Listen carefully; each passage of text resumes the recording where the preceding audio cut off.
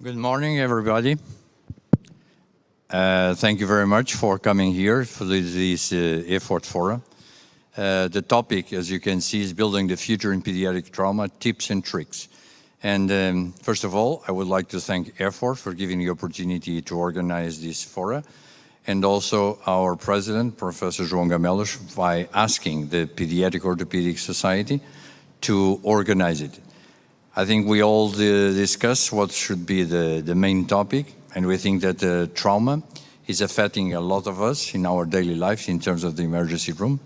And I think it will be nice and interesting to see some of the problems that can affect your practice on your daily life.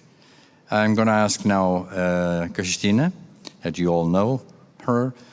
Cristina has been doing a tremendous job in terms of propagating the idea of the treatment of children in orthopedics. She's now the chair of the Hospital Pediatric in Coimbra, and she's going to talk also a little bit about EFORT, where she is now representing the executive committee.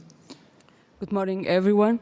Good morning, Dr. Cassiano Neves. Thank you for organizing this EFORT Forum.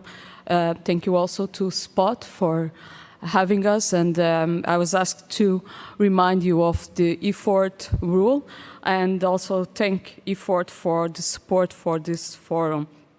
So EFORT is a network. Every member of a national society is an EFORT member, and it links European national orthopedic associations. EFORT has more than 41 national societies, 13 associated scientific societies, and more than 25 specialty societies and affiliated organizations. There are 4 key action areas for EFORT: education, European health policy, safe clinical practice, which has become very important, and research and innovation, and promote in this way a pan-European view of things that are important for orthopedics and can serve orthopedic surgeons and our patients. It also has a framework for the educational structure. EFORT runs courses on general education per specialty, has its annual Congress. Next Congress will be in Hamburg. Also has summer schools, like the 40 summer schools for young trainees, e-learning and e-science with more than 20 webinars per year. Publications, EFORT Open Reviews, it's quite popular, has a high impact factor, and also the EFORT Fellowship programs, including traveling fellowships and visiting fellowships, are on a rise. And after the COVID pandemic, I think that EFORT has become to be an important way to spread science, knowledge, and skills for young orthopedic surgeons. So next EFORT Congress will be in Hamburg, May 2024. The main theme is collaborating for success. I think this is something important for all of us, and you can still submit your abstract until November 15. Also, EFORT has Core MD project, which is an EU-funded project started in April 2021, and basically it aims to understand methods to use to generate clinical evidence, strengthening the evidence for high-risk medical devices, and extracting maximal value from medical device registries and real-world evidence, networking and community building, and also the WP5 project management. So lots of opportunities to evolve within EFORT, also opportunities to spread scientific knowledge through the EFORT Open Reviews journal, which reached an impact factor of 4.775 in 2021. So thank you, and this was EFORT message for our forum today, and let's go on with pediatric trauma. Thank you, Cristina, for this brief introduction. And I think now it's time to really come to work and talking about pediatric trauma. And the first speaker will be Mafalda Santos, that's going to talk about how to stay out of trouble in the elbow fractures. The question here, because this is a main topic in our daily life, and I hope that we can come with some lines out of this. Dr. Mafalda is the current president of the Portuguese Society of Pediatric Orthopedics, and I'm very honored to have you here on this panel. Thank you. Thank you for the invitation to participate in this forum. It's a pleasure to me and an honor to participate with these recognized experts, and I hope I will be a good addition to this forum. First, I'm going to just make some remarks in the anatomy and radiology of the elbow. Then I will do just some remarks in the diagnosis and treatment of these problematic fractures. Pediatric elbow injuries are among the most challenging musculoskeletal conditions for emergency physicians because children are difficult to examine, X-ray difficult to interpret, large cartilaginous areas, ossification centers, good quality radiographies is difficult to obtain. Elbow fractures have a high potential of associated injuries. Neurovascular structures are in intimate relation to skeleton and musculoskeletal structures. The elbow is a complex articulation of three bones that allows movements in three planes. Circulation of distal humerus is rich, but with collateral circulation, but avoid disruption of posterior blood supply of the capitulum and trochlea when you do a surgical approach. Limited growth of the elbow is present. 80% of the growth in the humerus occurs at proximal growth plate, so you can't expect correction after malunion. Physical examination of a child is difficult. Careful and gentle palpation can highlight the injury. Always evaluate neurovascular injury, even it is difficult in the little child.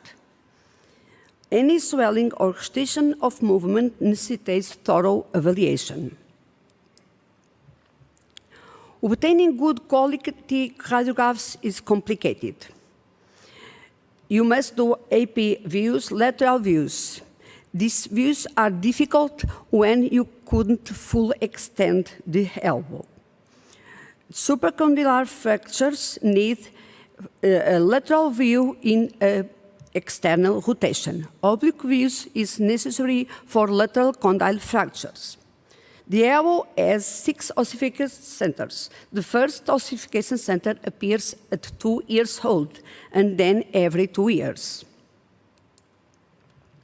When you look to a radiograph, you must take the habit to look the angles, Bowman's angle, the humeral anterior line. This line must cross the capitulum. You must look always to the radiocapitular alignment in every views. When you have no fracture, you must look to see a fat pad sign, to see occult fractures. You must always think in trash lesions. These lesions could be could be a osteochondral fracture, an ossified medial condylar humeral fracture, transphysial distal humeral fracture, or Montague fracture. In a doubt, you must do an ultrasound, arthrogram, MRI, CT, or speak with another colleague. Or everything. Transphysial fractures. This is a commonly missed fracture. Is a typical fracture of the children younger than 2 years. You must think in this fracture when you have a difficult delivery. This is the case of this child look to the relationship between the proximal humerus and the radius and humerus, they are medially. This is the opposite side, and you can see and compare the relationship of the structures. When the capitum is ossified, it must be aligned with the radius in all views, as you can see here. Here you can see the lateral line is anterior to the capitulum in the transfibular fractures of distal humerus. The differential diagnosis is dislocation, but this is particularly rare in this age group. If you have a doubt, do an arthrogram that can help you also to do the treatment. Treatment is similar to supracondylar fracture, reduction and pinning. If present late with callus, stay out troubles, accept and do and perform a supracondylar osteotomy in the future. This is an 18 years old child. He has to do a cast immediately, no control, and when the cast is removed, you can see the callus. And this is a cubital varus 10 years later. Lateral condyle fractures, potential missing fracture. But the principal problem is not appreciate the amount of displacement. When you look, you see the relationship between the radius and the capitellum. In this type is aligned, but it can be not aligned. Consensus exists for the treatment of great displaced fractures with incongruity at the joint and incongruity at the surface, but these fractures require is a consensus open reduction and fixation. Management of minimally displaced fractures is controversial. But if you split a child, do an X-ray at 5 to 9 days, remove the cast. If you are afraid that the fracture is unstable, you must pin the fracture and stay out of troubles. This is a fracture that is interpreted like non-displaced fractures. You can see the X-ray with cast at 8 days, and when the cast is removed, you can see a late displacement fractures. Several authors refers good results with open reduction and fixation with late presentation fractures, even with more than 3 months. The goal is in the unknown union is to do the reduction is to obtain the consolidation of the fracture, stay out of troubles, and just do a fixation in situ with a screw. Elbow dislocations. The differential diagnosis is transfibular fractures, as we see before. The principal problem is associated lesions. These are present in more than 50% of the cases. Most frequent associated fracture is the medial epicondyle. After reduction, look to the medial epicondyle. If you have doubts, make an X-ray of the opposite side and look to the ossification centers. After stable reduction, a large arc of motion is expected without pain. If you have a doubt, do an MRI to look for osteochondral fracture. In this case, this is elbow dislocation, reduction, and cast. When the cast is removed, you can see the radial head is here. And this is the result 13 years after the fracture. Always assess the elbow when evaluating a isolated ulnar fracture. The problem is to fail to obtain good quality radiographs. Look to the radial head capitellar alignment in all views.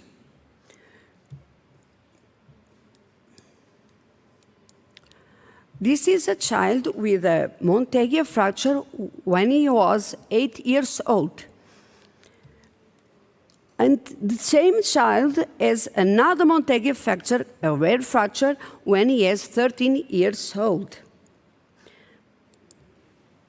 But this is a child that was treated with a cast, and when the cast is removed, he gets out of the consultation. Then he returns with 6 months because he has a deformity in the elbow. It's a radial head that mother says that this is a deformation. And this is the treatment with a open reduction of the radial head and a osteotomy of the ulna. Supracondylar fractures are the most frequent fracture in the elbow. Neurologic injury is frequent, but spontaneously recovered is almost always present at about 6 months. The pink pulseless hand is still a controversy. A Doppler signal during the surgery, during the reduction, may help in the decision. It's advised the child stay at hospital for 84 hours, and a Doppler must be done.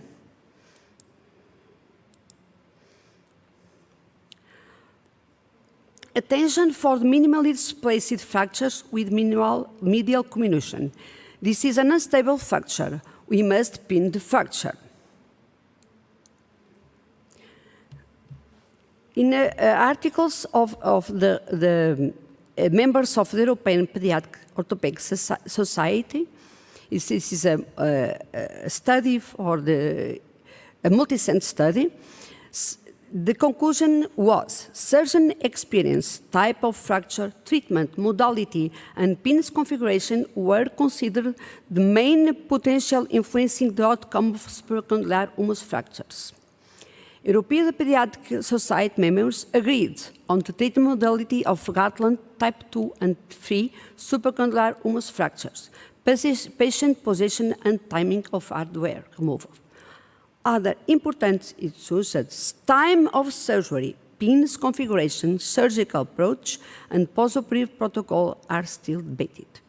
To stay out of problems, prefer lateral pins, 2 or 3, than cross pins.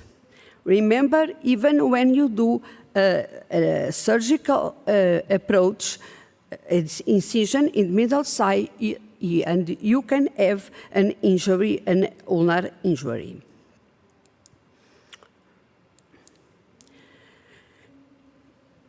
In conclusion, physio do always a gentle physical examination, gentle palpation.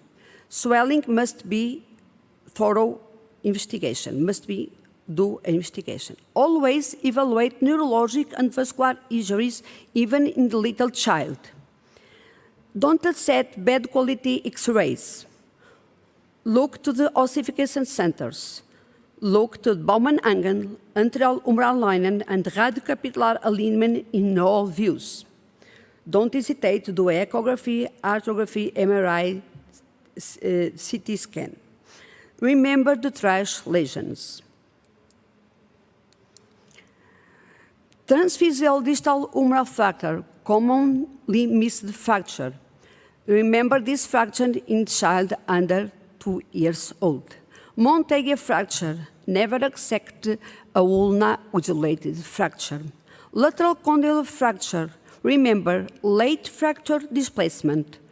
Elbow dislocation, look for associated lesions.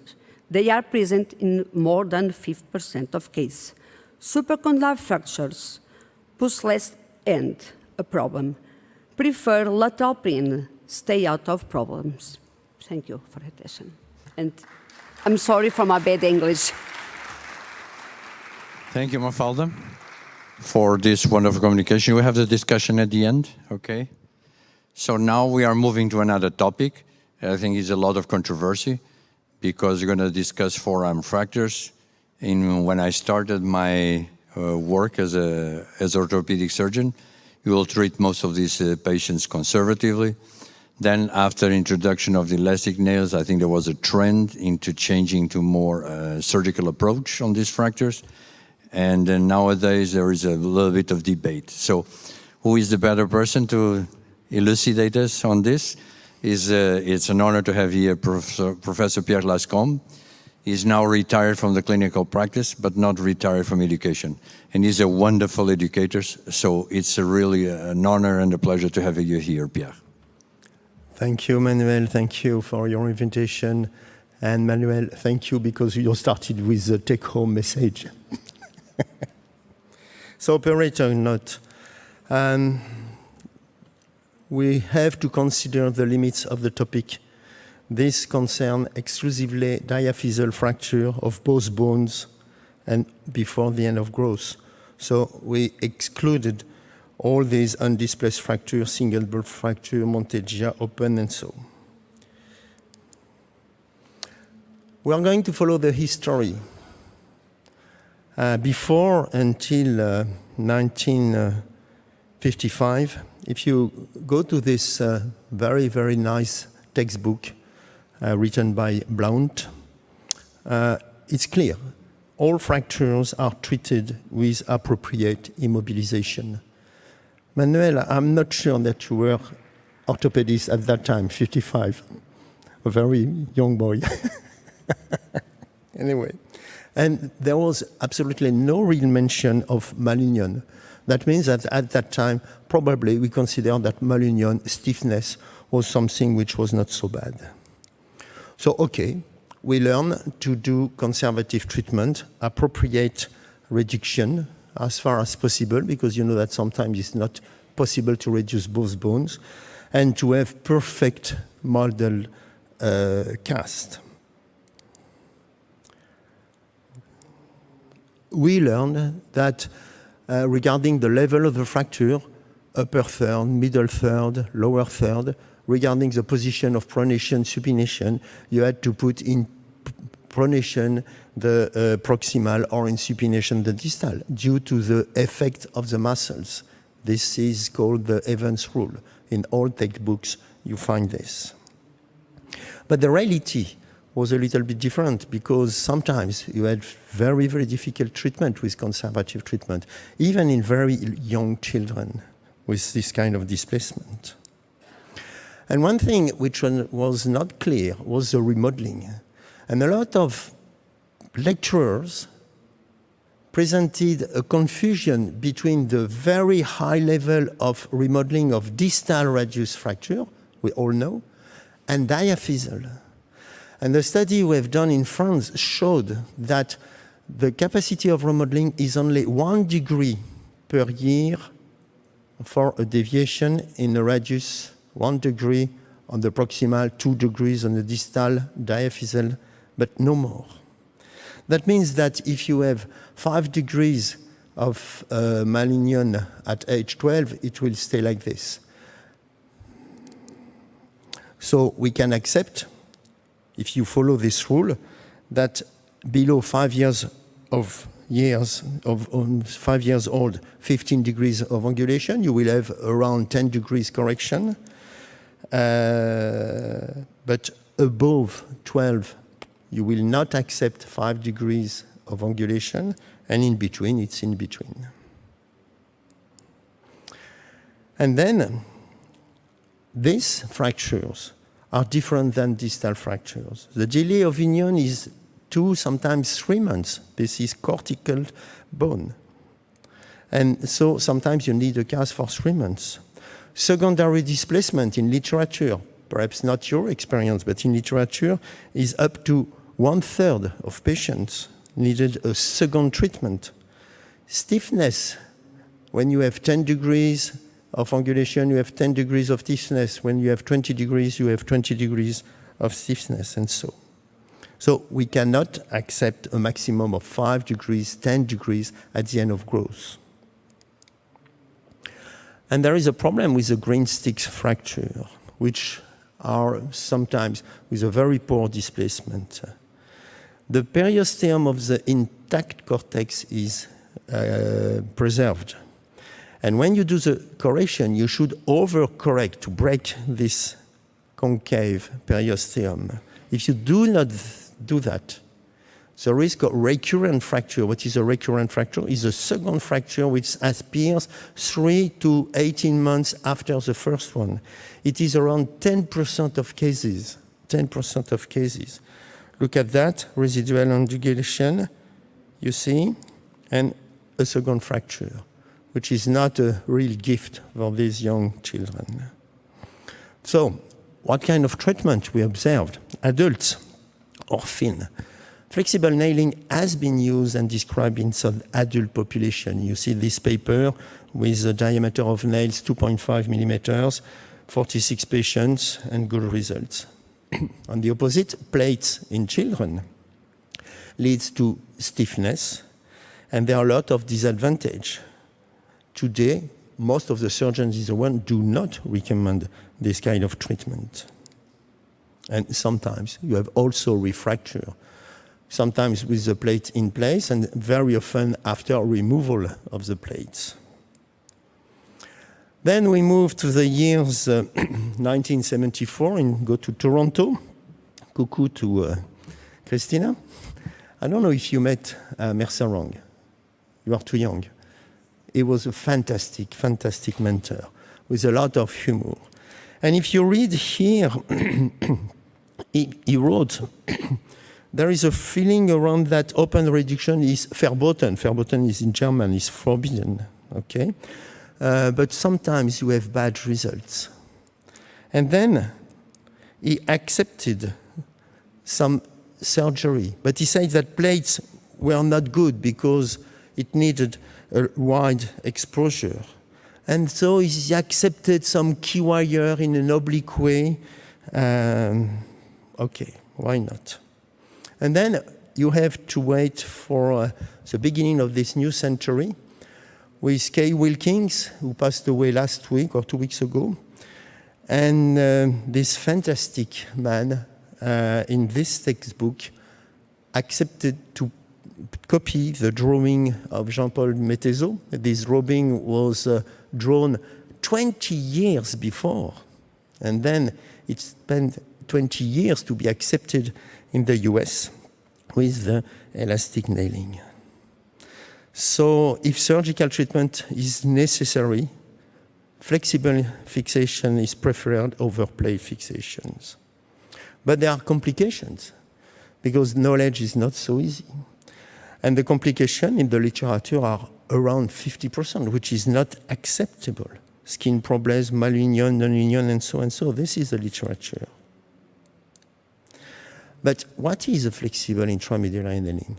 This is, if you look at the shape of the proximal tip of the radial nail toward the ulna, if you look at the distal toward the radius, it's okay.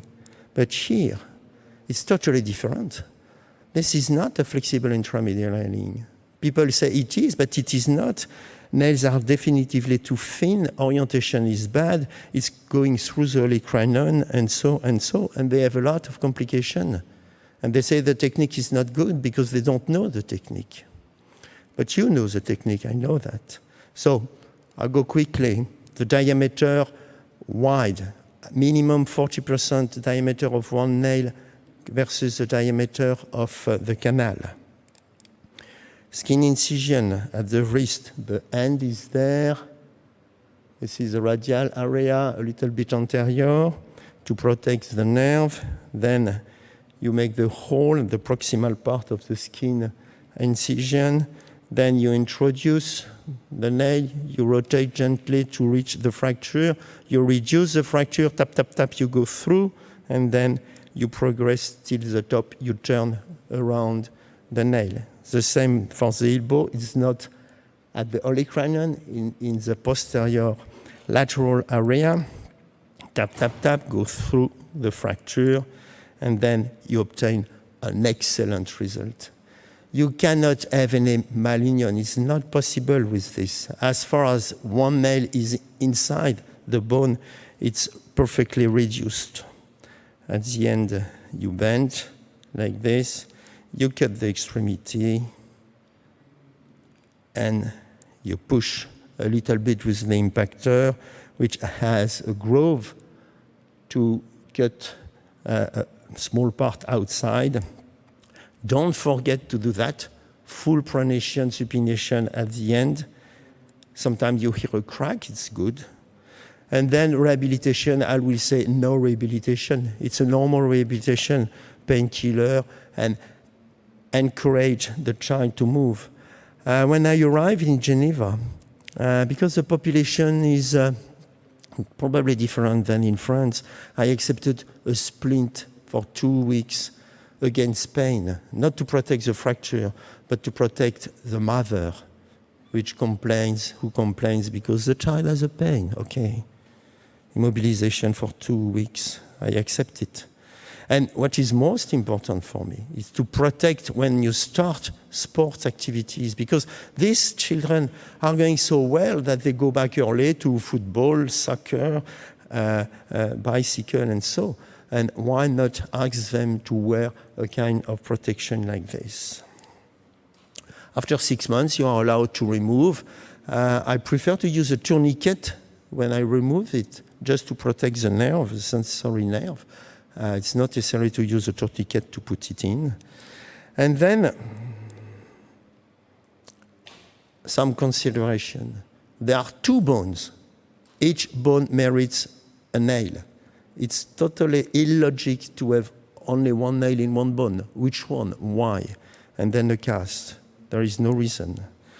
If the reduction is not possible, because sometimes it happens, after, it depends on you, 10 minutes, 20 minutes, 15 minutes, you are allowed to make a small approach. Then you reduce by hand and you push the nail in. Because if you try too many reduction, you may have a compartmental syndrome. And now this is a prospective study done in France 20 years ago. And you see the difference. 25% of secondary displacement, 37% of complication after conservative treatment, against 7% after flexible nailing. And in this series, unfortunately, we have one center who decided to remove the nails after 3 months, which was a mistake, and he has 3 cases of refracture, immediate refracture. So I'm disappointed by this, but anyway, this is the reality, but this means that you can drop down the number of your complications. And I totally agree with this paper, written by 2 prestigious EPOS presidents, that more and more you move to surgery. Why? Because probably we move to a new concept in children, like in adults, to have a kind of functional surgery. So, indication, I would say it's quite easy. All irreducible and unstable fractures need this kind of treatment. Open fracture, of course. Recurrent fracture, if you have a second fracture, you are not putting a cast, polytraumatism, compartmental syndrome. But be clever the first time you treat your patient. Try to think, if you start with a conservative treatment, okay, but imagine if you have a secondary displacement. What does that mean? Go back to the operating room in 1 week. Ask the family to stop the work next week for a new hospitalization and so. When you are parents, you accept to go to the hospital the day of the accident, the injury, but 1 week later, it's quite bad for the family. So my functional surgery make that I have more and more indication for this kind of treatment, flexible intramedullary nailing in dominant limb, in children who want to go to the beach. I mean, take a patient coming here in vacation in summertime, and you are not going to put him, he's 10 years old, he's going to swim, he wants to swim, and then you say, no, don't swim because there is a cast. Okay, you can wear a plastic bag and so and so. Now, do surgery, and after 2 weeks, he will swim, or he's playing music or whatever. And the age is very important because remember the poor remodeling capacity. Remember that you should avoid, as far as possible, 3 months of cast and to avoid this 10% of refracture. Thank you.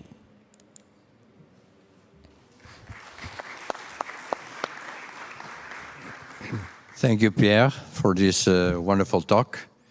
And now I think we are moving to another topic that really changed the way how we approach fractures.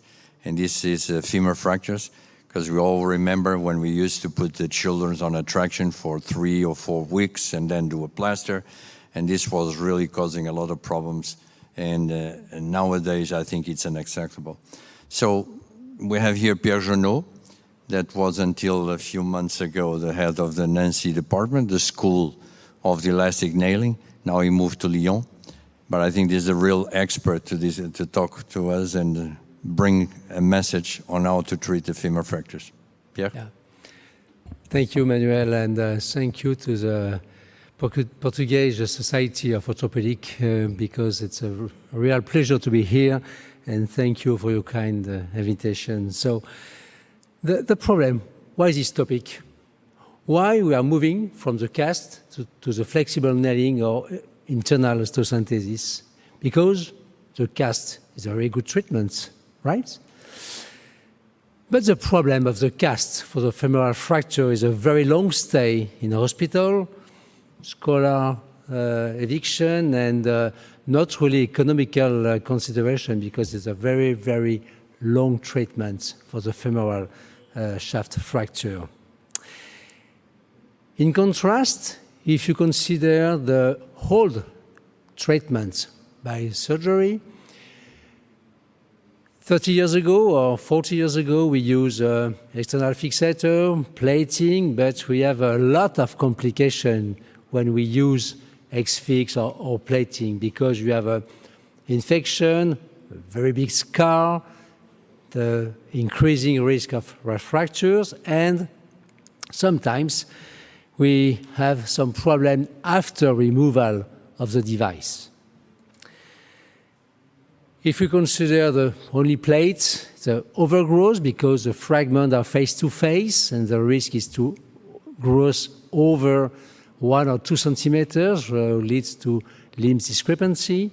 And when you remove the plate, you have the risk of the fracture and even risk of the fracture of the plate itself.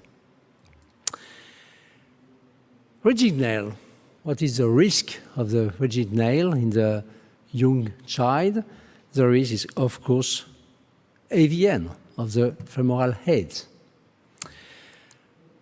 And in the literature in the world, when you consider the internal osteosynthesis for the long bones, more than 40% are made by flexible nailing. But if you consider non-ambulatory treatment, the cast is also a good treatment without any scar, any complications, but it's very, very long. So, in face of this kind of fracture, over 5 years old to 10 years old, how to choose between casting or flexible nailing? How to choose? If you consider the guidelines in the AOS, American Academy, you have a very precise guidelines. Just from birth to 1 year old, the Pavlik harness with a very excellent results. From 1 year to 5 years, it's a early spica cast under general anesthesia. And from 9 to 11, below 50 kilograms, flexible nailing is the best treatment. Over 50 kilograms, rigid nail, there's a very specific shape of the rigid nail. But if you consider this article, it's very simple to choose. But it's not really too simple. Why? Because this article, these guidelines, it is a comparison between all kinds of osteosynthesis, but we haven't any comparison between casting and the kind of osteosynthesis. And we cannot compare the results between the both. Actually, since 20 years, we have a main pressure from the parents to return to the sport activity, to return to the school, and the percentage of osteosynthesis is increasing, not due to the surgical consideration, but due to the parents' considerations. And we need to keep in mind the etiology of the femoral fracture, because sometimes we have to prefer casting instead flexible nailing, or reverse, according to the etiology of the fractures. In this paper, mentioned by Pierre a few minutes ago, we have a trend to move towards operative treatments since 20 years, because short stay in hospital, very anatomical good results, quick recovery, but quick recovery in the midterm outcomes. If you compare the final outcomes between cast and osteosynthesis, they are the same. But the social pressure move to the flexible nailing or internal osteosynthesis. And in this case, of course, the flexible nailing is the winner, because small scar, very, very easy to put the nail if you respect the rules and the technical principles. And if you consider the cast, it's very easy to perform, because if you compare the techniques, flexible nailing needs general anesthesia, but immediate early spica cast needs also general anesthesia, the same level.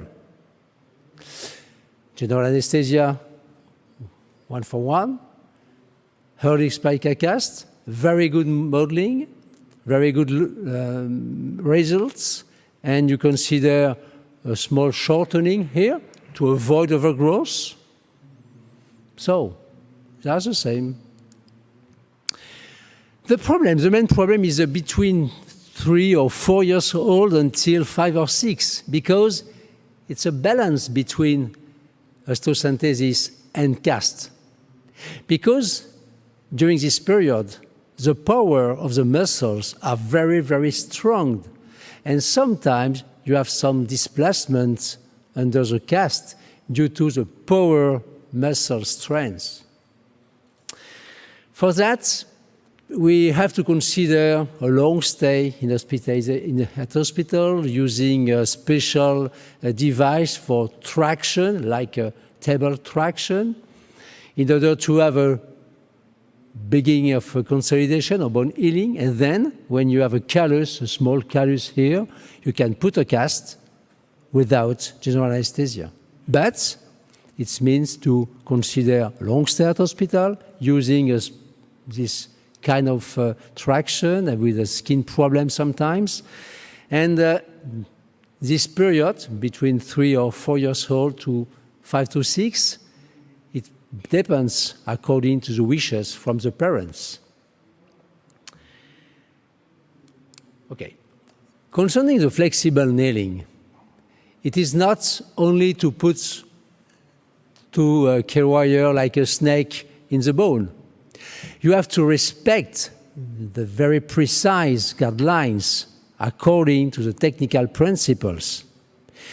The technical principles is always 2 nails face to face, with a maximum bending that's at the level of the fractures. The second point is a 6 point of anchorage.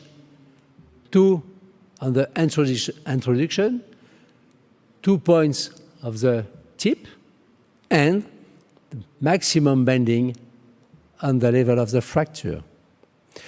Third, the size and the diameter of the nail.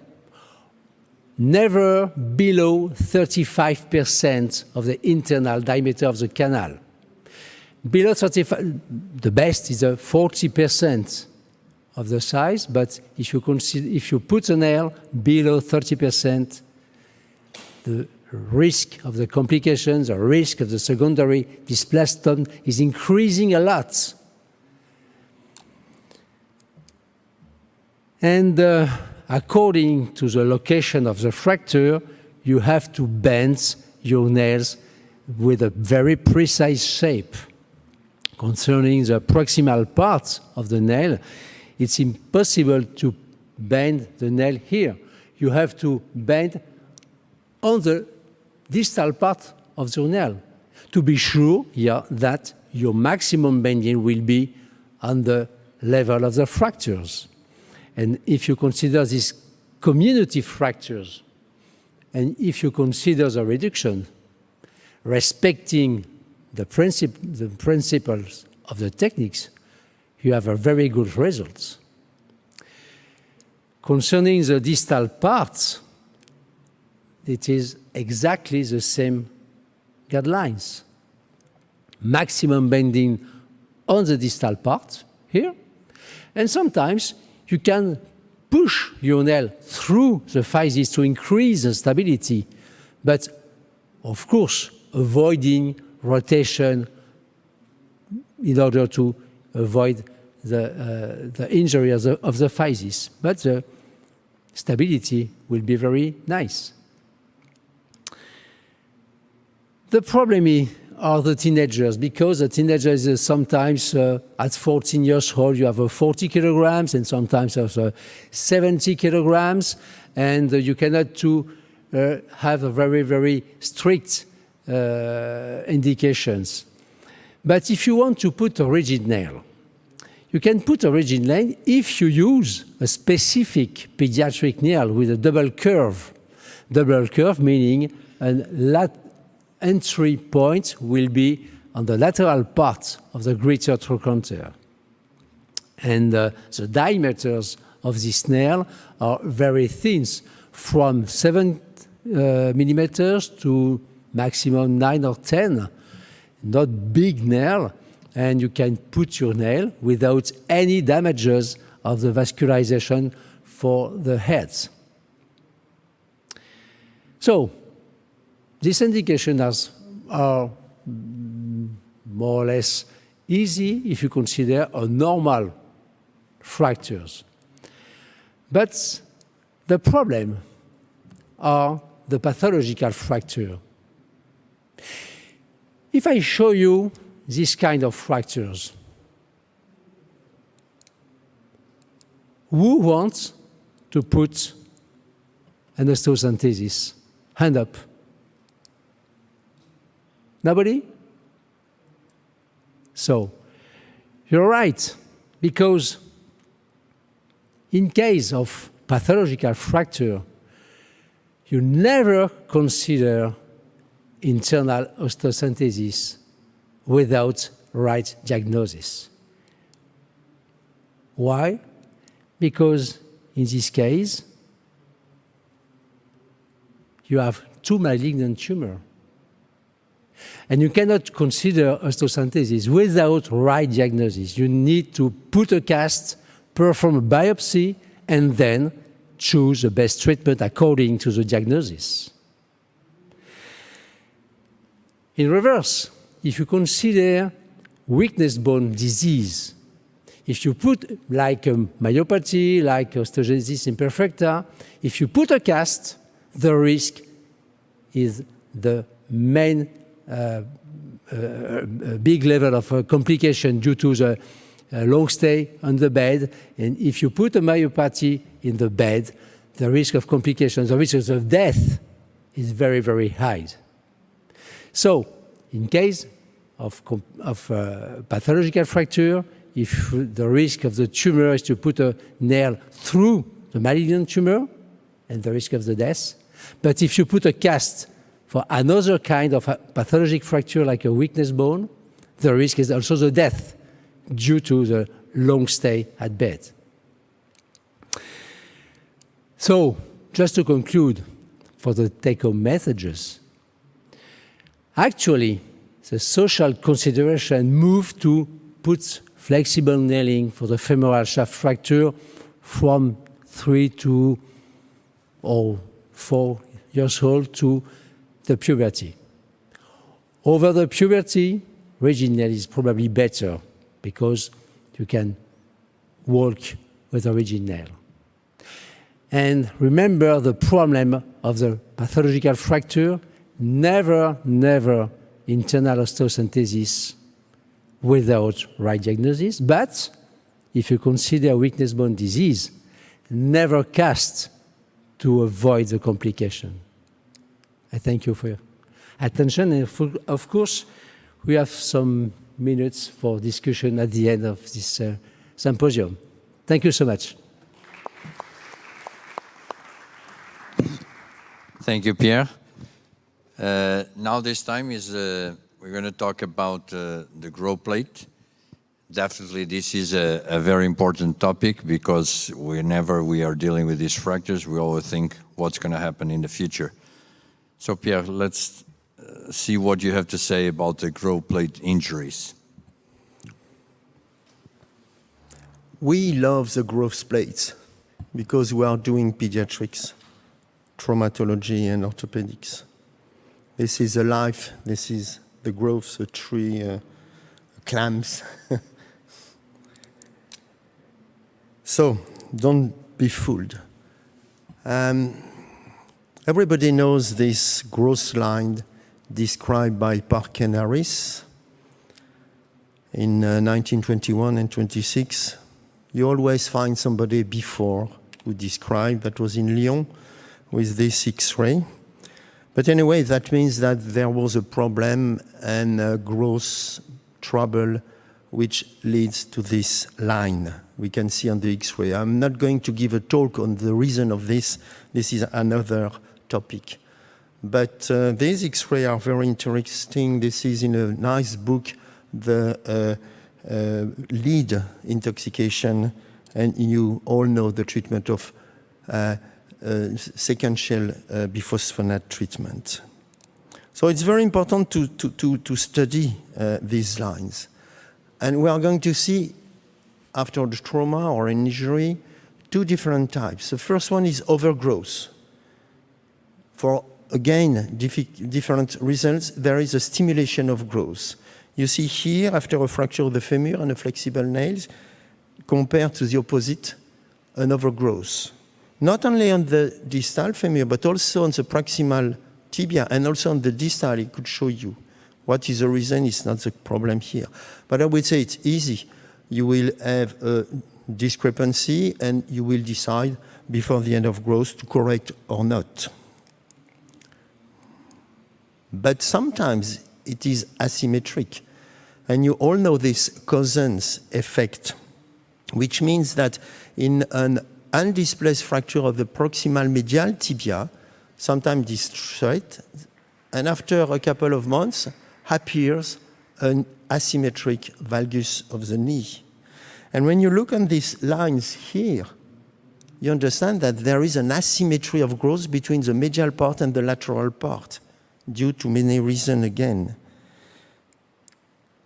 And in this case, you see also, because that was a surgery for a tumor, anyway, you see that the growth is asymmetric here and need a more complex treatment than a straight bone, because you have to treat the length, if any difference, and also the deviation. And in your day life, when you have such a fracture in a child, what is your option? Okay, you reduce and you fix it like this. Why not? And a kind of immobilization. And bad luck, there is an asymmetric growth and then a valgus. And you have to treat the valgus plus the discrepancy. The second option is to decide to treat like an adult, but you create yourself a discrepancy. And ask to the family that probably it will be necessary to do a surgical epiphysiodesis of the opposite leg, which is not easy in the message you give when you are going to take the decision to treat this fracture. Think about that. But of course, the lecture is more focused on the epiphysiodesis. You all know the classification of Solter. You all know the risk of epiphysiodesis, but that doesn't mean that type 2 has no risk at all. You know that? But again, follow the line. You see this McFarland, Solter 3 or 4 of the medial malleolus, plus very often a Salter 1 of the lateral malleolus. Nobody says that, but it's true.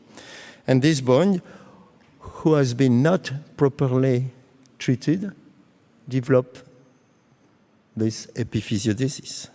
Now, how to treat that? Osteotomy, complete the epiphysiodesis, lengthening at the end of growth, blah, blah. This one, he had injury of the wrist, pain, no fracture, lateral is okay. But after 3 weeks, he was like this. And after 3 months, he was like this. Look at the difference of growth of the radius and the ulna. So he had an epiphysiodesis. How to treat this? And this Salter 2 type, again, lead to an epiphysiodesis. And how you are going to manage this? Axial correction, lengthening, this epiphysiodesis? Think about that. So, option 1 is to complete the epiphysiodesis to avoid the increase of the deformity, because deformity is very bad. And then you will have a straight bone, and you will decide how to correct the discrepancy and perhaps make an osteotomy. But that means a surgery for complete the epiphysiodesis, and osteotomy, a bone lengthening, perhaps a contralateral. I mean, 1, 2, 3, 4, 5, 6 surgeries if you add the steps to remove the material.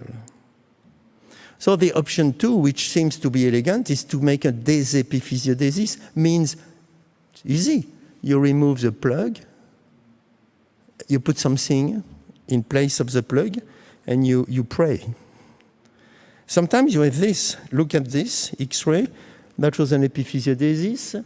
We perform a desepiphysiodesis, a hole here, a plug of cement.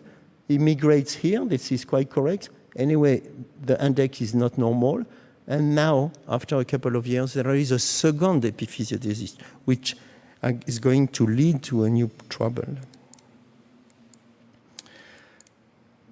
So, we can remove, but this is not easy to remove. How to remove this bone of bridge? We have to replace the defect by something. The ideal would be a new cartilage, a free vascularized transfer, but it's not easy. Or something which is inert. And what is really the goal of the inert substance? Is it to allow the repair of the normal plate, or to allow the normal plate to continue the growth along this plug?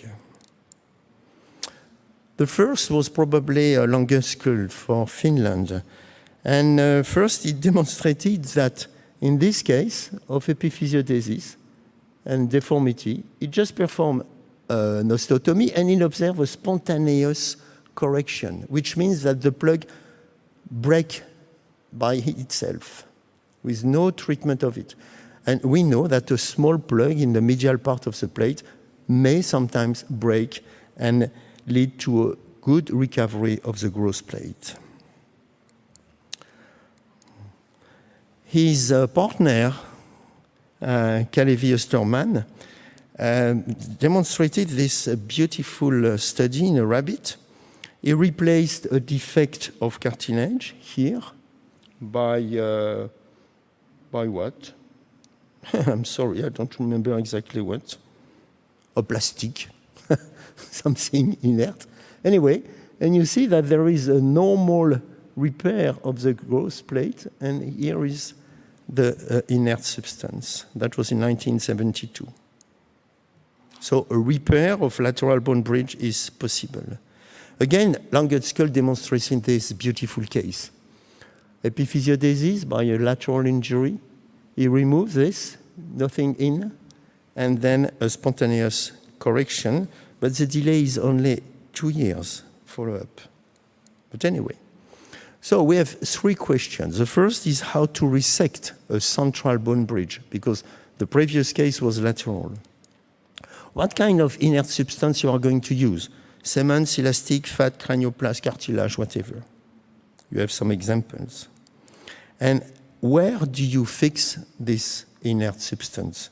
In the metaphysis or in the epiphysis? Elastic works. You see this case, I've showed you before, and we just remove the bridge, put a plastic elastic, and look at that.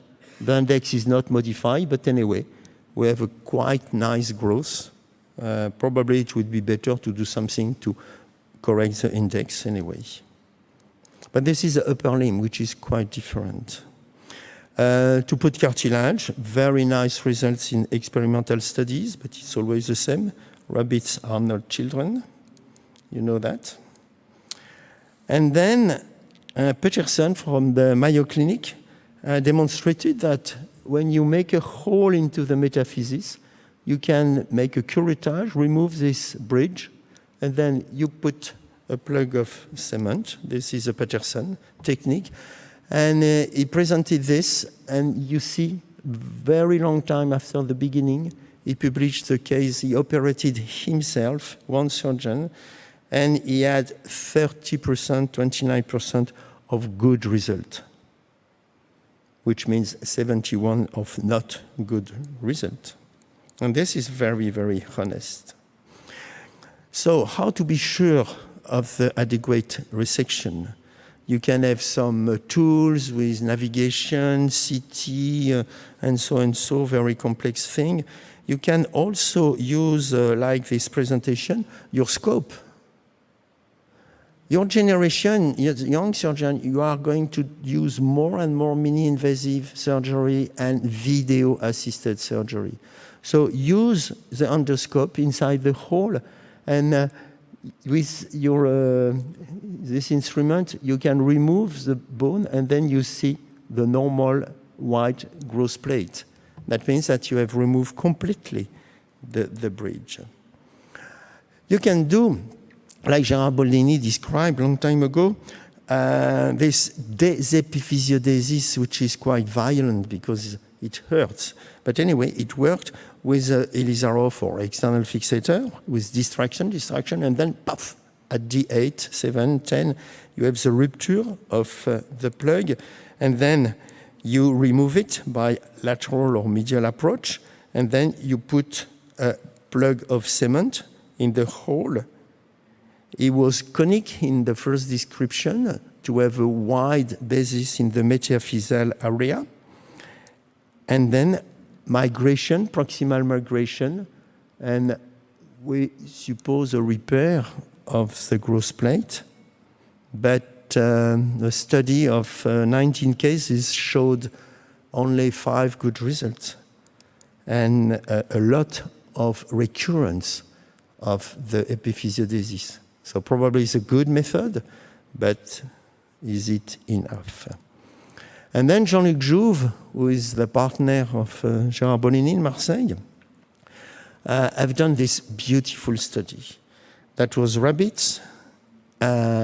He performed a hole into the distal metaphysis. He had a control group with epiphysiodesis.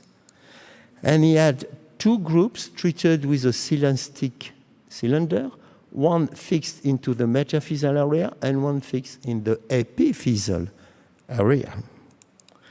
And then the result. When you compare both sides, the difference of both sides with nothing is important, of course. When you have a fixation in the metaphysis, there is a growth, but there is still a difference. And when you compare with the plug fixed into the epiphysis, which means that the growth around continue to work, look at the difference. So Jean-Luc Jouve demonstrated that the fixation should be in the epiphyseal area to allow the surrounding growth plate to continue to grow. And I've not a case of trauma to show you, but this case of, I was afraid by the diagnosis, but at the end it was sure that it was an aneurysmal bone cyst after the first biopsy, but I wanted the second biopsy. So I just decided to treat the distal part, to fix this plug of cement into the epiphysis, doing nothing in this area, no bone graft, waiting for the histology. But focus on the growth, and you see that after 6 years later, the length is correct, the axis is correct, and the plug of cement is still in the metaphyseal area. And that means that the surrounding growth plate was able to obtain this result. And I would say that the further step is this one. When you have such a fracture like this, and you know that sometimes, even if you have a perfect treatment, you may have an epiphysiodesis, are we allowed, like the guys from Toulouse, Franck Cacabled, to prevent the epiphysiodesis and to put on the D1 of the fracture the plug of cement here? It's not easy to take the decision, I admit. But anyway, it works. So the message is first, check your patient 6 weeks, 6 months after the fracture and be sure that the lines are parallel to the physis. And if they are not, there is a problem. Make an MRI, make the diagnosis, and try to correct and to treat perfectly. So follow the lines. Overgrowth is easy to manage, but prefer an overgrowth on a straight bone than a deviated bone. And when you have an epiphysiodesis, you have to choose between different methods. Complete the epiphysiodesis and treat as you can, or try a day's epiphysiodesis, and remember, fix the plug into the epiphysis. Thank you very much.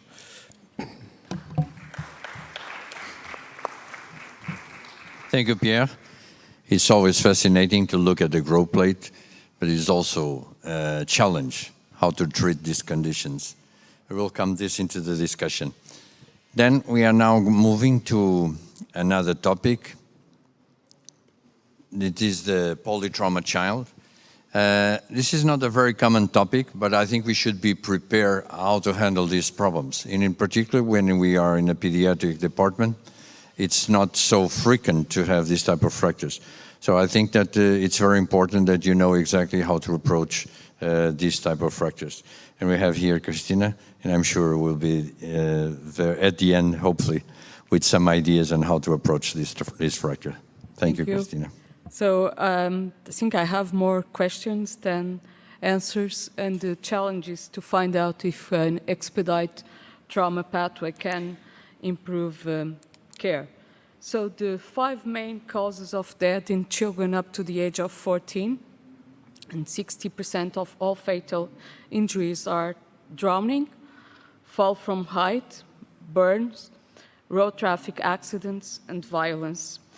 Polytrauma in children is rare and accounts only for 5% of all injured patients. There's also an unknown number of children that die every day from firearms, wars, natural catastrophes, and the new cause of death between teenagers is suicide, which is also unknown, but is the cause of polytrauma even in our departments. Polytrauma is defined as severely injured patients with 2 or more significant trauma injuries, with a total injury severity score of greater than 15, and some authors say that for children should be 25, or an abbreviated injury scale greater than 2 in at least 2 injury severity score regions. And we all know that polytrauma patients should have an initial evaluation following the ATLS protocol, looking at A for airway and cervical spine, and that's where we get in right at the beginning, B for breathway, C for circulation. Our main rule in trauma will be spine, limb evaluation, pelvis evaluation, and this can be a part of circulation and controlling blood loss, and also spine evaluation. So there are some doubts if injury severity score in pediatric trauma should be the same for adults. Nonetheless, and if it has the same value for adults, nonetheless, it's the most used score to evaluate how severe is a polytrauma child, and this is linked to mortality. Children who have an ISS greater than 20 probably have more than a greater chance of being dead of polytrauma. In every department there is a trauma team, at least in pediatric hospitals, which is activated. I must say that we have been discussing our activation of the trauma team for the last year and a half at least, and still there is no consensus of who should be the team leader. And this is also something that's going around the world. Usually the team leader is either in pediatrics, he is either a pediatric surgeon or a pediatrician who is specialist in intensive care, but there should be a team leader. I asked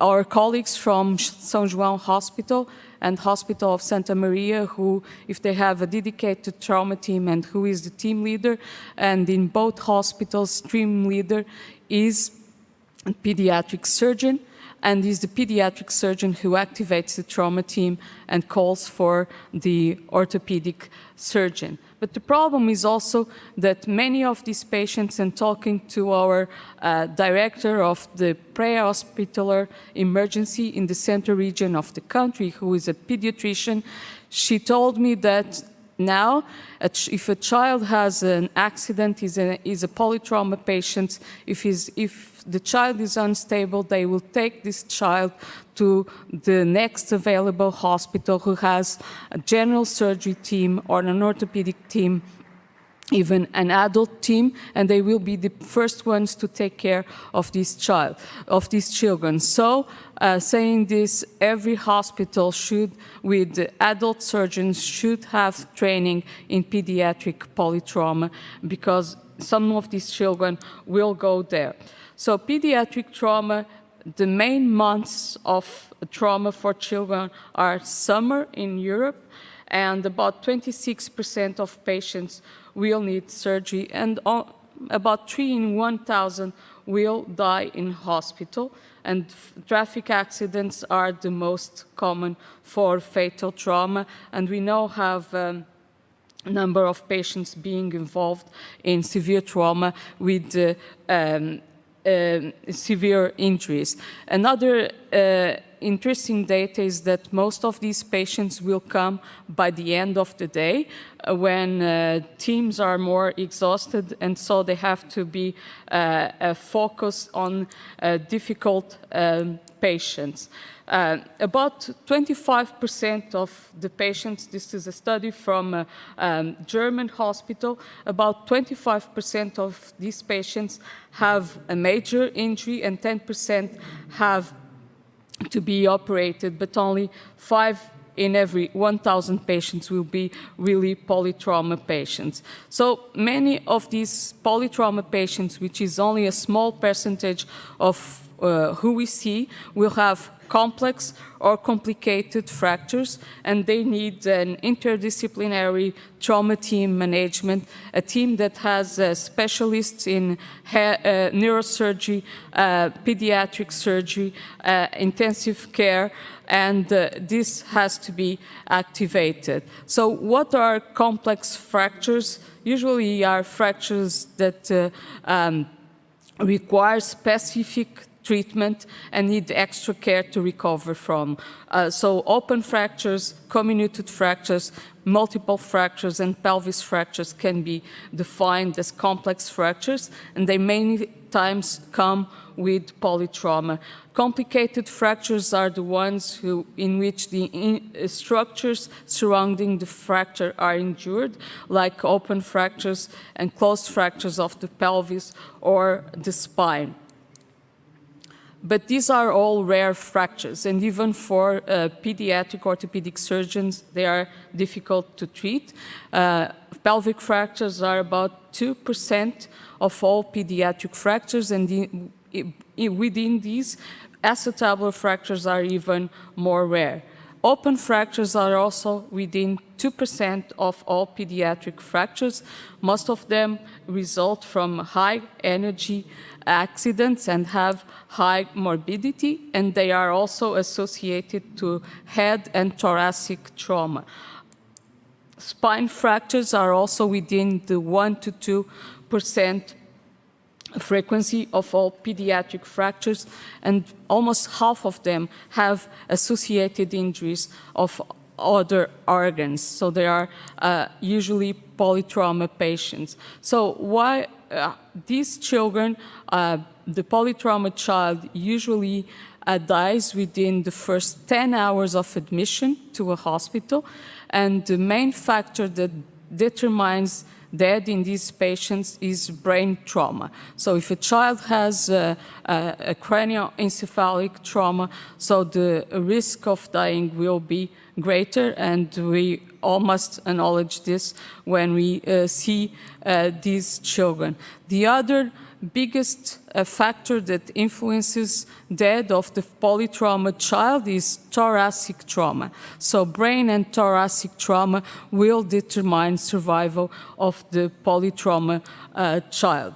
And so I think that there is a need for dedicated teams and an expedite trauma pathway, and a way that these children that are rare in our hospitals can have access to the best care wherever they go, to take care of their initial stabilization and then treatment. And it has been shown that dedicated trauma teams improves survival in the adult population. Mortality decreases about 10% when a patient is taken care by a dedicated trauma team or by a team that has no experience in first response. The only study that I found in children about expedite pathways for trauma is in Australia, where it is defined which hospital takes care of each child and who does what and where does the child goes according to the trauma that the child has. In Portugal, there is an expedite trauma pathway for adult patients. So when a patient has an accident, everybody knows what to do, and each hospital is activated. And I think we are missing an expedite pathway for children. And so that's something that we should discuss, so that everybody has the resources to take care of the polytrauma children, even because it has been shown that being a rare event, there are some programs to train trauma surgeons with simulation in receiving polytrauma patients and training the team so that everybody is ready when this happens.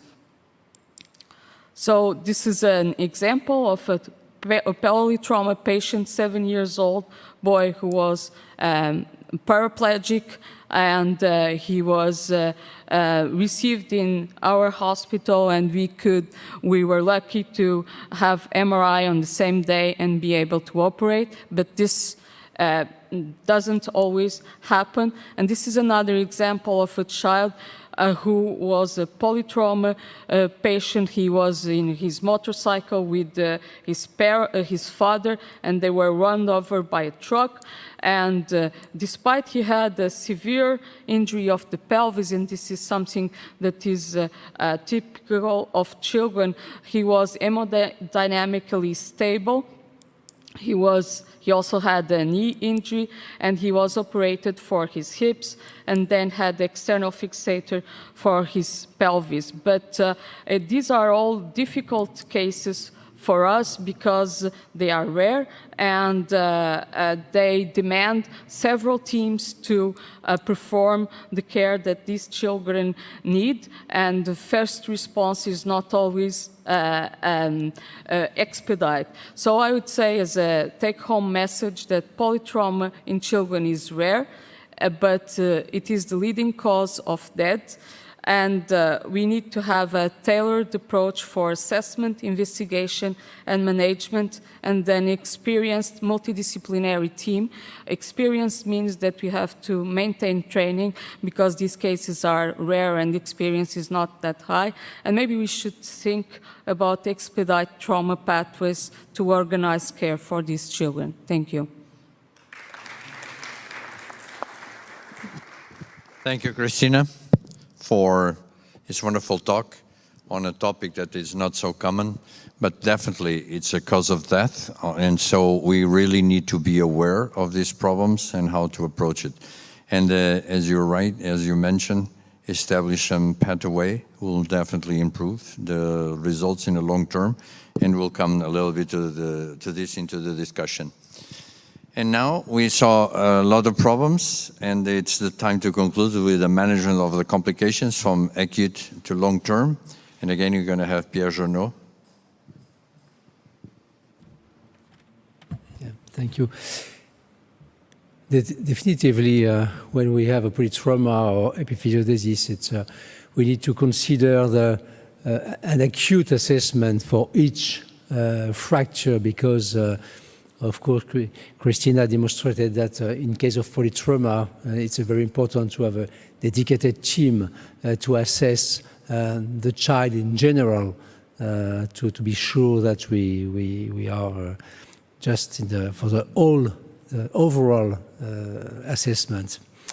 But if we consider just one fracture,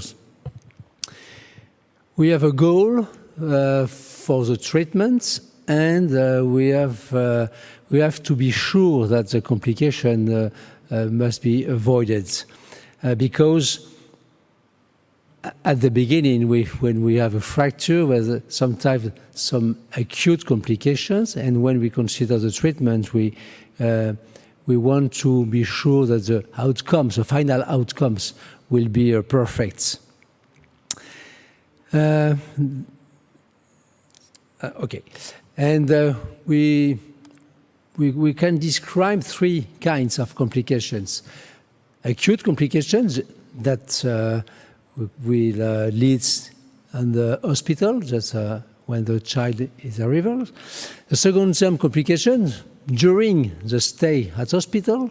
And of course, due to the growth problem, we can have some long-term complications, and we have to follow the child until the end of the growth. Like Christina said, the main goal at the beginning is to maintain the life. And we have three kinds. The first kind is to maintain the airways maintenance with the cervical collar, because sometimes the cervical spines can be missed during the initial assessment, because if you have a tube, we cannot to assess the breath function, and we can miss some cervical spine fracture. And the In case of cervical spine injury, the main risk, of course, is the paraplegia or tetraplegia, but also the death, the acute death due to the breath problems. The second problem after breathing and life is circulation, because if you have a very blood loss, especially in the young child, remember that the volume of the blood is very, very low, below 20 kilograms. And the assessment, especially when you use the injury severity score, the injury severity score cannot assess the blood loss, especially in the very, very low weight. And we prefer to use a PTS, a pediatric trauma score, using the weight when you assess the severity of the injury, especially in the young child. The main problem for the blood loss is the pelvic injuries, because you have a large part of the cancellous bone, and it's very, very important to compress the pelvis in case of pelvis fracture to decrease the blood loss, because the level of the volume of the blood is only 80 milliliters per kilograms. It means that for the 20 kilograms of weight, you have only 1 liter and 600 blood. After this initial assessment, you can have an acute complication. Of course, the first one is the ischemia of the limbs, lower limbs, upper limbs, because in case of a floating elbow or floating knee or open fracture, you can cut and compress the artery, and even after fixation, you can have an arrest, a full arrest of circulations. The second problem is an open fracture. The open fracture, especially in Gustilo 1 or 2 types, the risk of infection, the risk of a skin problem is not really acute. But the main problems are in Gustilo 3, especially if you have a crush syndrome for the skin, because sometimes you can have a Gustilo 1 or 2 with a small wound, but in case of crush, as Christina has shown you in a few minutes ago, you have a skin necrosis leading to the type 1 or 2 to the type 3 after skin removal and skin debridement. And for the open fracture, of course, you have to perform a debridement, to put an antibiotic, and to perform some swab after debridement in order to be sure that some microbiology on site will be clean after debridement. And don't hesitate, after washing, after debridement, to perform some swab. And you can adapt the antibiotics treatment after swabbing. The last one are the nerve injury. Nerve injury is a very specific complication, because in case of polytrauma, sometimes you cannot to assess the neurological assessment, because some nerve rupture, for example, in case of open fracture of the humerus or open fracture of the tibia, you can cut the nerve, and especially in case of polytrauma, if the child have a tube, you cannot to be sure that the nerve is correct. And the problem is open or do not open the fracture, evaluate or not evaluate the nerve. But if you have an open fracture, especially when the child is a polytrauma, don't hesitate to look on the nerve and to repair in the same time the nerve by the microsurgeons. After the first assessments, after surgery, after the treatments, you have well-known complications. But the child is very specific because you have not really a good communication with a young child, because sometimes you cannot to describe the pain, you cannot to describe the paresthesia, you cannot to describe the loss of motion. And the first one could be the compartmental syndrome. And a lot of articles have shown that the diagnosis of the compartmental syndrome is delayed in the child in comparison of the adult, especially because the child cannot describe the sensations, they cannot describe the paresthesia, cannot describe the pain, because he has no comparison for the pain. He cannot to know if the pain is normal or not. And the adult said, oh, it's very, very painful, and give me some painkillers, and it's impossible to continue like that. But for the child, he's very pain, and he cannot to explain the level of the pain. And for that, it's very important to consider the face of the child, because the face of the child, in case of compartmental syndrome, the child will be quiet, he cannot to move, and he is very, very, very compressed in the bed, and this sign is very typical to the very high level of the pain.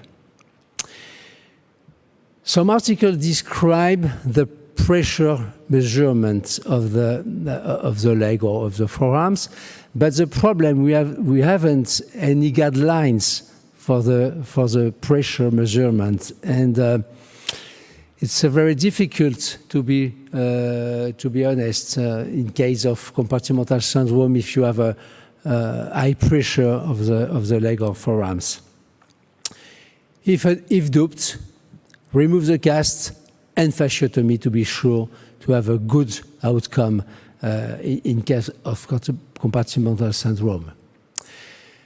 A very typical compartmental syndrome for the child is a distal part of the tibia, because in the distal part of the tibia, especially when a car runs on the ankle, you have some specific fracture of the distal metaphyseal part of the tibia.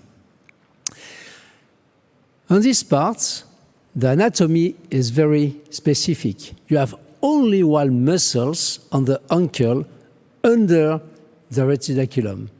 It is the longest extensor of the hallux. For that, you have not really big compartmental syndrome, but only partial compartmental syndrome for only one muscles of the hallux. And you have a very small part of the paresthesia, small part of the hypoesthesia on the first web of the foot. And the specific maneuver consists to push the hallux in the plantar part, and if you have a large pain, you can be sure that it's a very partial compartmental syndrome for this fracture. And the child cannot describe the pain because it's not really painful at this on this part. And if you have this kind of fracture, every day, twice a day, push the hallux in the plantar parts to be sure that you haven't any partial compartmental syndrome. The second problem, if you have a very simple fracture, because a lot of fractures are treated by casting, but the problem of the casting is a modeling. Look of the cast. Is it correct or not? Of course, it's not correct. The position of the cast is not correct. It's a varus position, and it is a varus deformity of the medial malleolus. You have a larger space between the skin and the cast, and it is a plastic cast, not plate of Paris. You cannot to model correctly the cast if you use plastic casts. The risk of displacement is very, very high.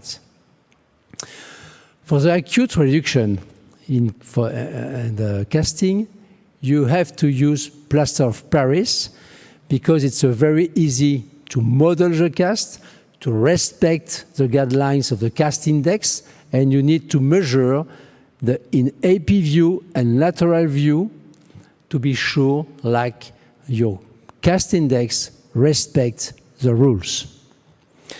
And even you have a large displacement, with a very, very good modeling of the cast, you can reduce and maintain a good reduction until the bone healing.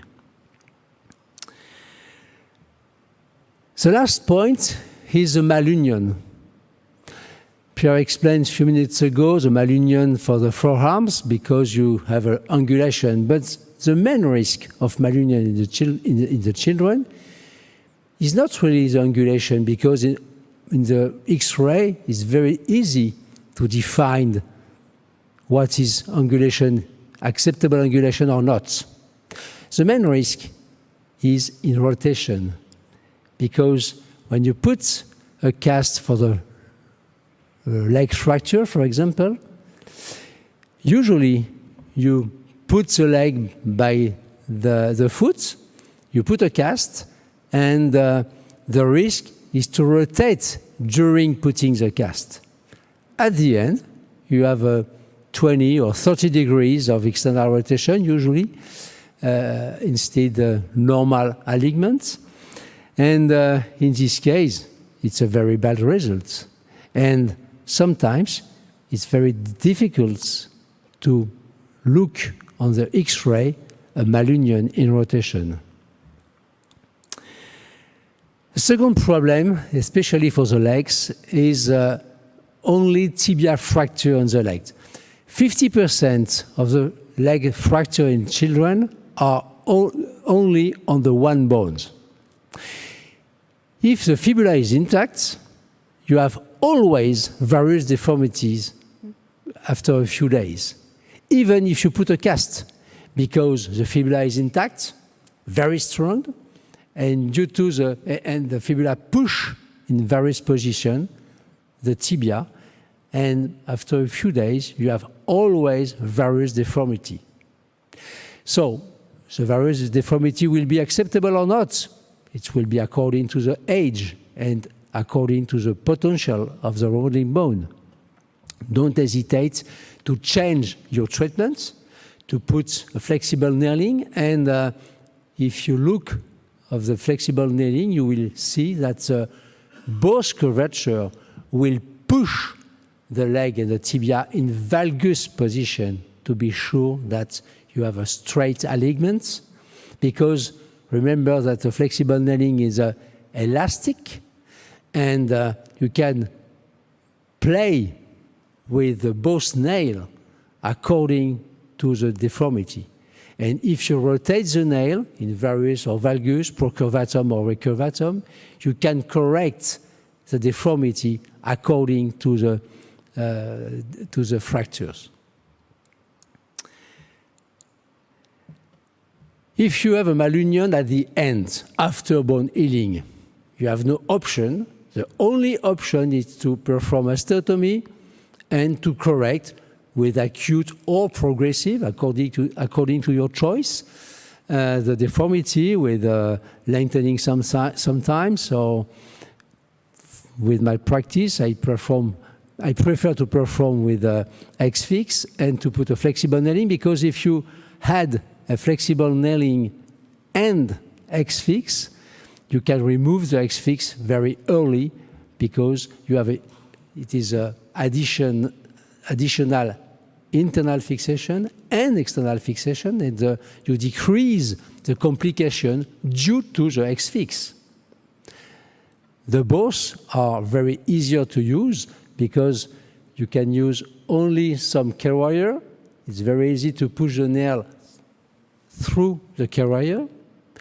And when you have a small callus, you remove the X-fix, and you have the flexible nailing to maintain the position.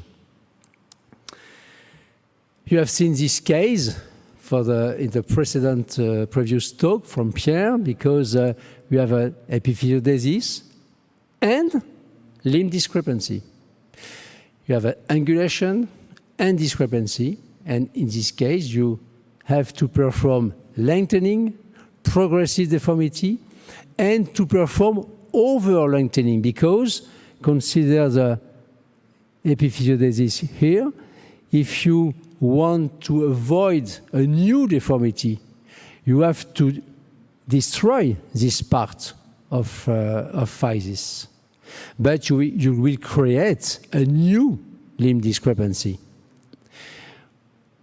For that, your strategy will be to correct the angulation, to perform lengthening for correction of this limb discrepancy, and to over-length to prevent the further limb discrepancy, because you destroy this physis. The strategy of the management will be very precise, expecting the normal and good outcomes. Okay. Just one word regarding to the epiphysiodesis, because the previous talk was perfect, but the main problem is the initial assessment, not the treatment that is previously described. When you have a Salter and Harris 1, 2, 3, or 4, look on the X-ray and remember the mechanism of the fracture. Because when you consider the X-ray, you said, okay, to Salter and Harris 2, but if you look the X-ray with a very precise eyes, you will see the impaction here. And you have to explain to the parents, okay, it is a Salter and Harris 2, but I'm sure, you will sure that you have a Salter and Harris 5 here. Donc, when you look at the X-ray, try to imagine the further complication only by the mechanism and the aspect of the X-ray. And of course, after a few weeks, you have an epiphysiodesis, because you describe and you explain it to the parents, okay, it's not really simple fracture. It is a very severe fracture due to the impaction at the beginning. And I show you this problem of the treatment due to the very, very bad cast, bad position, bad modeling, and the treatment, of course, must be avoided to lead of the complications. So this one has been previously described. You can see the cement and so and so. I move on, and at the end, the limb discrepancy. Of course, the limb discrepancy can be short or over length. For that, due to the over length after a fracture, keep in mind the overlapping of the fragment to prevent over length due to the fracture, because below 10 years old, you have sometimes, or not always, but sometimes, an over length 1 or 2 centimeters due to the fracture, especially on the lower limbs, of course. For the forearms or humerus, it's not very important because it's a very well tolerated, but for the lower limbs, it's better to overlap 1 or 2 centimeters in order to avoid complications. We described in the previous talk the problem due to the plating and the risk of fracture, risk of refracture, recurrent fractures. And concerning the management of limb discrepancy, we have 3 options. The first one, if you have a normal alignment, the growth modulation by screwing or by curettage, and so, it's a very easy, using the guidelines, using the smartphone app to calculate the exact time of growth modulation.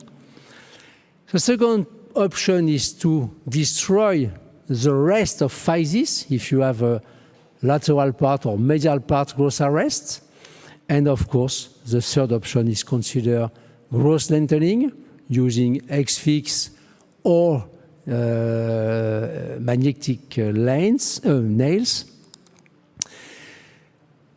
And you have, of course, the other complication like infection, very bad scar, and the social and school problems, because if you have a long stay at hospital, you create social problems for the child, but also for the parents, because during the stay at hospital, the parents will be here, just close to the child, and the problem will be for the job of the parent, financial loss, and you need to consider this problem to decrease the consequence of the accident.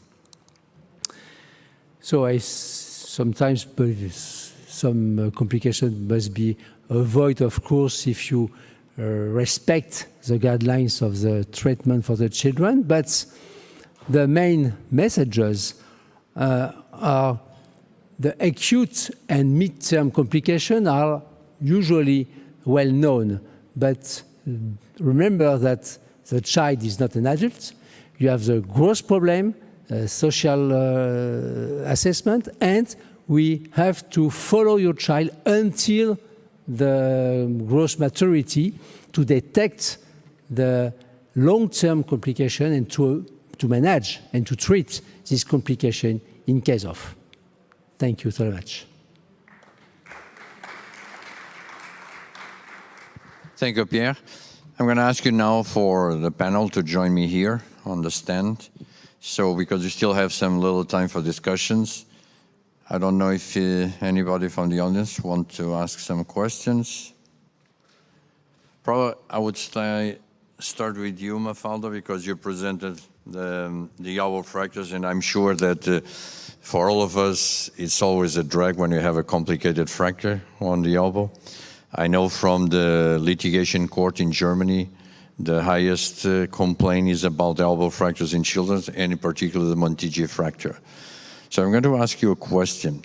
If you have a child, because sometimes, okay, you miss the Montigia fracture, and you don't look at the store line, in particular on the type 3, because sometimes you tend to look on the lateral view, but we forget a little bit the AP. Any recommendation for this? How to avoid this problem? I think the principal problem in Montigia fractures is accept bad quality X-ray. We accept, this is the problem. When you have a good lateral view, everyone could see the alignment, radiocapitular alignment. The problem is that because of the radial edge, it looks like it is very difficult to do the good X-ray. I think it's the problem. We can think about this. We can know the storon line, we can know the radiocapitular alignment, but the radio is, I think it's the problem. The storon line is important because of the fractures, or I have to say the fractures that is not complete fracture. complete fractures. This is just bowing. Store online is important. Plaster deformation. Yes, plaster deformation is store online, but I think radiocapitular line is more important. Don't dissect the X-ray and don't dissect never a ulnar fracture isolated. Stay out of trouble. My second question, maybe if you want to intervene, please feel free. My second question to you, Mafalda, is regarding the fact that sometimes these Montegia fractures, you don't see it on the initial X-ray because you have a plastic deformation of the ulna, you know, with the hyperlaxity of the child, then it starts the radial to come out. And I have seen some children that have a big complaint about the elbow. You put them on a plaster, you don't see too much on the X-ray, everything looks good. But then you tend after 2 weeks to take the plaster away and send the kid away.